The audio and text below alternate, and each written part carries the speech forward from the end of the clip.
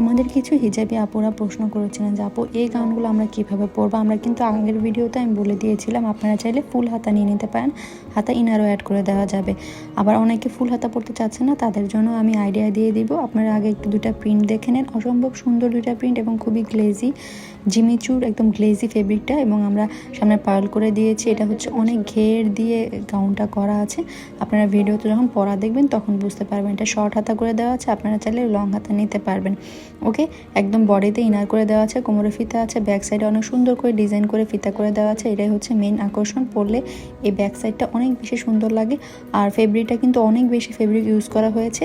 Size আপনারা 34 থেকে 46 body এবং লং 50 থেকে 56 পেয়ে যাবেন। যারা নন হিজাবি আছেন তারা তো নর্মালি এইভাবে ক্যারি করবেন, খুবই সুন্দর লাগবে যারা হিজাব পরে না। আর যারা আমার মতো হিজাবি আছেন তারা ভিতরে একটা ফুল গেঞ্জির ইনার বা অনেকগুলো হাতা পাওয়া যায়, এই ইনারগুলো পরে নিতে পারেন। আমি এখানে ফুল গেঞ্জির এই আমার স্কিন কালারের গেঞ্জি পরে নিয়েছি ফুল, যেটা হচ্ছে আমার একদম কোমর পর্যন্ত।